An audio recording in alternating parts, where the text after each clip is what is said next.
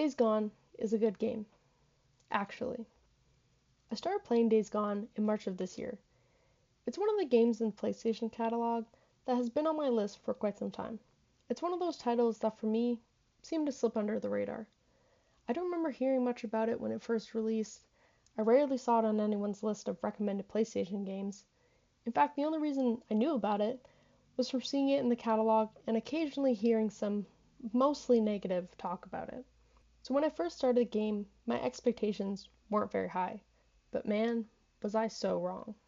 Days Gone is an open-world action-adventure game set in a post-apocalyptic world. You play as Deacon St. John, a former biker gang member turned drifter and bounty hunter. The story follows Deacon as he searches for his wife Sarah, who he believes may still be alive despite widespread chaos and the threat of zombie-like creatures known as freakers. Along the way, Deacon faces numerous challenges from hostile human factions to the relentless freakers. While uncovering the secrets about the pandemic and fighting to protect those he cares about, the narrative is a mix of personal loss, survival, and the enduring hope for reunion and redemption. When I first started playing Days Gone, it felt very cookie-cutter. A post-apocalyptic world where you shoot zombies, collect supplies, complete missions for random NPCs, and try not to die. In the first few hours, I wasn't convinced it was going to be good. The game's introduction set the stage for the main characters, Deacon St. John and his best friend Boozer, showing how they ended up where they are 2 years after the outbreak. However, it left the mystery of what happened to Sarah unanswered. In the first few missions, you play alongside Boozer, which led me to believe that the game would revolve around Deacon and Boozer completing missions together. I wasn't particularly excited about this setup. While I enjoy having a companion in games, I feel that not enough games allow you to experience solitude. In a game like Days Gone, a sense of loneliness can significantly impact the player's experience. About 30 minutes in, Boozer is attacked by Rippers and can no longer continue out in the field with Deacon. This leaves Deacon alone to fend off freakers and survive. Days Gone is set in Oregon, a state in the Pacific Northwest region of the United States. The game features an open-world design, allowing players to gradually unlock the entire map by completing missions. The world includes varied biomes such as dense forests, snowy mountains, deserts, and small towns. A dynamic weather system and changing seasons bring variety to the environment, with rain, snow, and fog affecting visibility, movement, and enemy behavior. Additionally, the game features a dynamic day-night cycle that significantly impacts the world and enemy behavior. At night, freakers become more active and leave their nests, while human enemies tend to stay closer to their camps and have reduced visibility. For the player, nighttime can create a heightened sense of danger, encouraging a more cautious and less risky approach. At first, I thought Days Gone might have been better as a linear game. With open-world games often criticized by the gaming community, I initially didn't see the need for multiple camps, a huge map, skill points, and side missions that didn't directly advance the main story. However, Days Gone wouldn't be the same without the open-world design. I spent 60 hours completing the game, not even including earning the Platinum Trophy. The gameplay was so engaging that I found myself wanting to finish side missions, upgrade the bike, unlock more skills, and explore every part of Oregon. The combat system offered enough variety to keep me experimenting with different strategies for approaching enemies. In the beginning, I often avoided freaker nests and playing during the night, as I wasn't yet comfortable with the controls and the mechanics. As I became more familiar with the system, I started to explore different tactics, such as using stealth takedowns to clear areas quickly, setting traps to ambush hordes, and employing a mix of melee and ranged attacks depending on the situation. The ability to customize weapons and upgrade Deacon's skills added depth, allowing me to tailor my approach to suit my playstyle. The inclusion of the survival wheel enhanced the experience by enabling players to carry multiple weapons, traps, throwables, and health-restoring items. The survival wheel also features a built-in time-slowing mechanic, allowing players to slow down time while the wheel is open. This gave me extra time to switch weapons, craft items, and evaluate my next move. I found the slowdown effect particularly useful during combat with enemies, as it allowed me to dodge attacks and make quick decisions, providing those extra few seconds needed to avoid taking damage. Resource management is a crucial aspect to consider when playing Days Gone.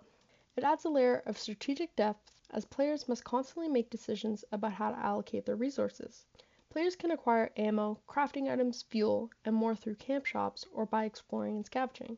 During my playthrough, I didn't encounter many issues with running out of ammo or gasoline.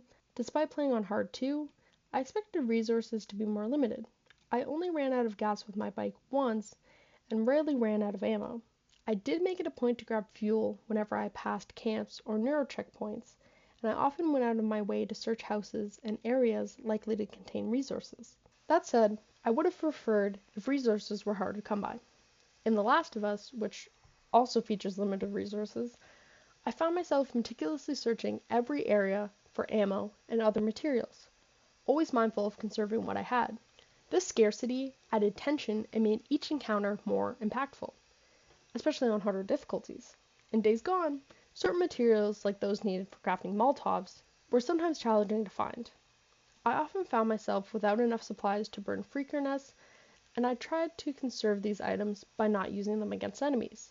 There were multiple instances when I encountered a nest and didn't have anything to burn it with. This was more of an annoyance than a challenge for me, as it had nothing to do with skill and everything to do with not having the correct materials on hand. It felt frustrating to be unable to proceed simply because I lacked the necessary resources, rather than because of a failure in strategy or execution. This aspect of the game sometimes disrupted the immersion, as it felt more like a logistical inconvenience than a meaningful gameplay challenge. One of the main criticisms of Days Gone revolves around Deacon's polarizing character. Some players appreciate that Deacon is a multi-dimensional character with a dark past and emotional baggage, while others find him inconsistent with mood swings, anger issues, sarcastic remarks, and a difficult attitude towards certain characters. In the beginning, it's clear that Deacon only truly cares about Sarah and Boozer, treating everyone else as either an enemy or an afterthought. This can make it challenging for some players to connect with the game, as they may find it hard to see themselves in a protagonist who seems so detached.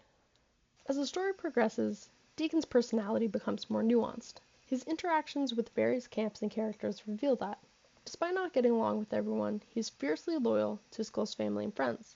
Given the harsh world they inhabit, Deacon's character portrays someone who has been through immense hardship. He made the heartbreaking decision to leave his injured wife to help his best friend survive in the shit, and the uncertainty of her fate profoundly affects him daily. This depth and complexity add layers to his character, making him a compelling figure for those who appreciate a protagonist with a challenging moral landscape. While I acknowledge some of the criticisms regarding Deacon's personality, I believe he undergoes significant development throughout the game, becoming more relatable over time. Deacon St. John is a character who has endured significant anguish in a world where survival is his primary objective. His journey reveals a deeper, more complex side of him, showing that beneath his rough exterior lies someone grappling with loss, loyalty, and the search for meaning. This evolution makes him a more compelling and sympathetic protagonist as the story progresses.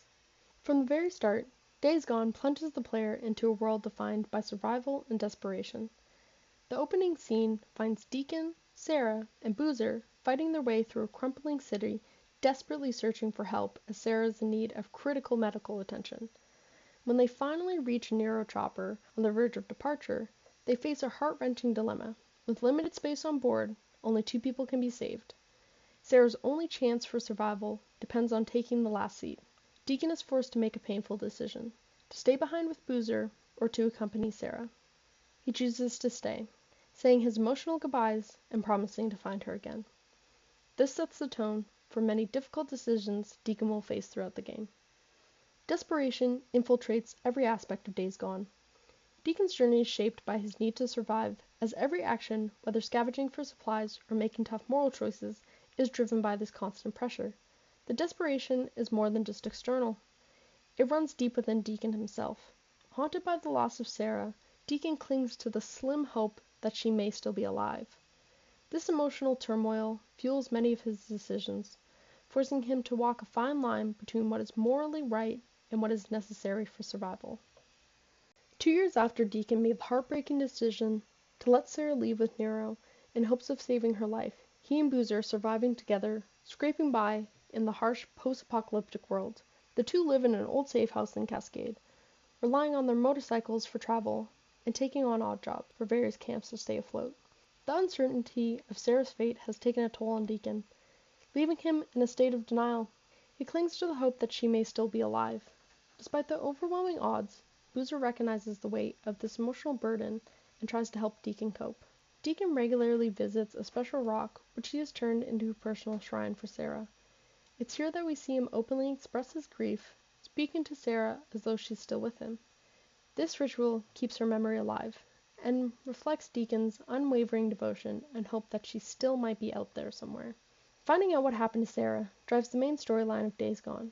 Flashbacks throughout the game show glimpses of their life before the outbreak, how they met, their dates, engagement, and wedding. Though Sarah is absent for most of the game, these flashbacks create a deep emotional connection between the player and her character. The player is meant to feel the same sense of loss and desperation as Deacon, reinforcing the game's central themes of grief and longing. When playing a video game, it's easy to overlook the moral weight of the characters and players' actions. Deacon St. John is not a straightforward hero. He's forced to make tough decisions that some might agree with, while others won't. Especially in a post-apocalyptic world where nearly everything is trying to kill you, killing freakers is seen as necessary, even justifiable, as long as they are no longer fully human and pose a constant lethal threat. There's little debate about this. Freakers are mindless killers, and their eradication feels essential for survival. When it comes to killing other humans, the morality becomes more complex. In a world without order, where it's often kill or be killed, Deacon faces numerous situations where killing other survivors becomes a necessary evil. Under normal circumstances, these actions might be considered immoral, but in the desperate and violent landscape of Days Gone, such choices are often critical for survival. The game doesn't glorify this violence, it's not portrayed as noble or heroic. Instead, it's a grim reality that Deacon must navigate to protect himself, Boozer, and those few people he still cares about. Throughout the game, you'll encounter and complete jobs for various survivor camps, each offering essential services and resources. These camps serve as safe havens where you can rest, sell goods, repair and refuel Deacon's motorcycle, and purchase supplies. The first camp you encounter is Copeland's camp, led by Mark Copeland. This camp emphasizes individual freedom and survivalism, making it a fitting starting point. Copeland Camp is particularly useful for bike parts and upgrades, though its selection of weapons and ammunition is relatively limited. As you progress, you'll explore other camps that provide a broader range of equipment and enhancements. Next is Tucker's Camp, led by Ada Tucker, a former prison warden who runs the camp with an iron fist, emphasizing productivity and strict discipline.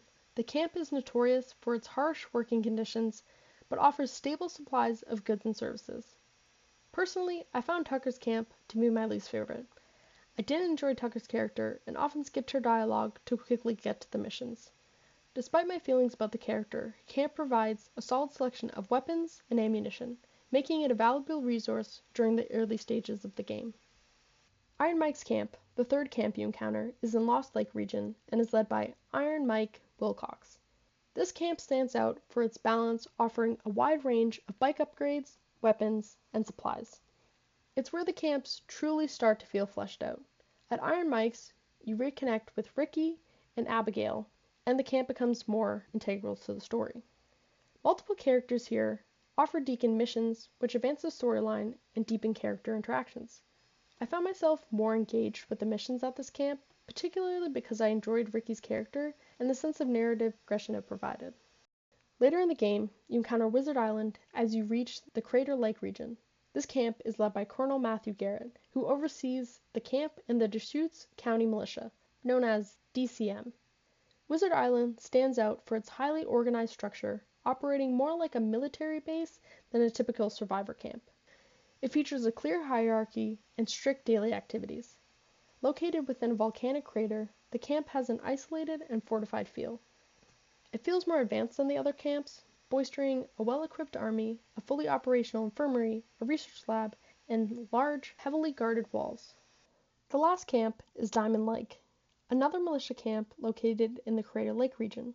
Captain Derek Corey, a former military man, leads the camp with a strict and authoritative demeanor, prioritizing the camp's survival and maintaining order among its residents. Diamond Lake Camp is renowned for having some of the best weapons available in the game and offering the highest level of bike upgrades. The camp's resources reflect Derek's military background and commitment to safety, ensuring that its residents are well equipped and their defenses are robust. As you progress through the game, building a strong relationship with Diamond Lake will grant you access to advanced gear and enhancements, making it a key location for players seeking top-tier equipment and upgrades. As mentioned earlier, when I first started playing Days Gone, I questioned the need for it to be open world. Open world games have received a lot of criticism in recent years, and I found myself approaching Days Gone with a bit of a bitter taste in my mouth.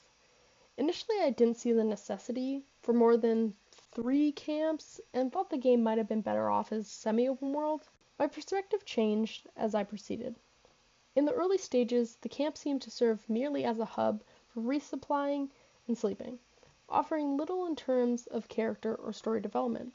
But as the game unfolded, particularly when I reached Iron Mike's and the Wizard Island camp, the narrative began to expand, with the story being told more richly through missions and interactions with camp characters. The camp started to make sense within the context of the game's world. In a post-apocalyptic setting, it's logical that survivors would have formed bases and camps to protect themselves from external threats. This added to the game's sense of realism and made the world feel more lived in and authentic. Aside from the camps, Deacon will encounter various factions throughout Oregon, many of which are hostile. One of the most dangerous groups he faces are the Rippers, also known as RIP. The Rippers are led by Jesse Williamson, a former member of the Mongrels Motorcycle Club. After the outbreak, Jesse rebranded himself as Carlos and founded the Rippers, transforming them into a violent cult known for their extreme self-mutilation and reverence for the Freakers. The Rippers make a harrowing first impression early in the game when they capture Boozer and attempt to burn off his tattoos. This brutal encounter results in Boozer's arm being amputated, setting the stage for a deeply personal conflict between Deacon, Boozer, and Carlos. Deacon's ongoing battle with the Rippers are some of the most intense moments in the game. Carlos harbors a personal vendetta against Deacon and Boozer, making them primary targets for his group. The Rippers' relentless pursuit and attempts to torment Deacon and Boozer drive a significant portion of the game's narrative, adding a layer of personal vendetta and high stakes to their struggle for survival. NERO, or the National Emergency Response Organization, is a government agency that was mobilized during the outbreak to contain the virus, manage the chaos, and provide medical aid. As the outbreak started taking over cities, NERO soldiers came in to evacuate civilians from the city to bring them to supposedly safe NERO checkpoints. The game starts with Deacon, Sarah, and Boozer fighting their way through a city trying to escape. They pass a little girl crying, and when Sarah tries to help her, the girl stabs her. Now in desperate need of medical attention, the three make their way to a rooftop, catching a NERO helicopter about to take off.